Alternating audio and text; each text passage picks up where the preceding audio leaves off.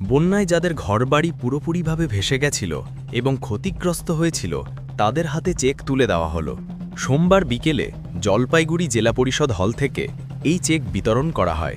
শিলিগুড়ি উত্তরকন্যা থেকে মুখ্যমন্ত্রী মমতা বন্দ্যোপাধ্যায় ভার্চুয়ালি এই চেক বিতরণে অংশ নেন। জানা গেছে, বন্যায় ২৫২৮টি বাড়ি পুরোপুরিভাবে ক্ষতিগ্রস্ত হয়েছে এবং ১৬৪৩টি বাড়ি অল্পবিস্তর ক্ষতিগ্রস্ত হয়েছে। যাদের বাড়ি পুরোপুরিভাবে ক্ষতিগ্রস্ত হয়েছে তাদের ১,২০,০০০ টাকা এবং যাদের অল্পবিস্তর ক্ষতিগ্রস্ত হয়েছে তাদের ৭০,০০০ টাকা করে চেক দেওয়া হয়েছে। এছাড়াও যে সমস্ত কৃষকদের জমিতে পলি পড়েছে তাদেরকেও আর্থিকভাবে সহায়তা করা হয়েছে। সেই সাথে জেলার ৮টি চা বাগানে ক্রেস্ট হাউস এবং ৭টি স্বাস্থ্যকেন্দ্র আজ থেকে পথ চলা শুরু করল।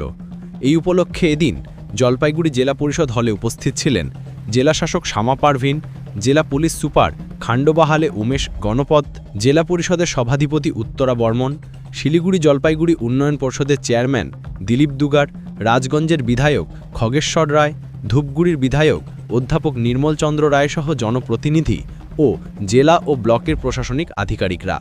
অন্যদিকে জলপাইগুড়ি জেলার নাগরাকাটা ব্লকের বামনডাঙ্গা ও টন্ডু এলাকাও বন্যায় ক্ষতিগ্রস্ত হয়। এমনকি মৃত্যু হয় ১০ জনের বেশি মানুষের। সেখানে ক্ষতিগ্রস্তদের হাতে চেক তুলে দেন শিলিগুড়ির মেয়র গৌতম দেব।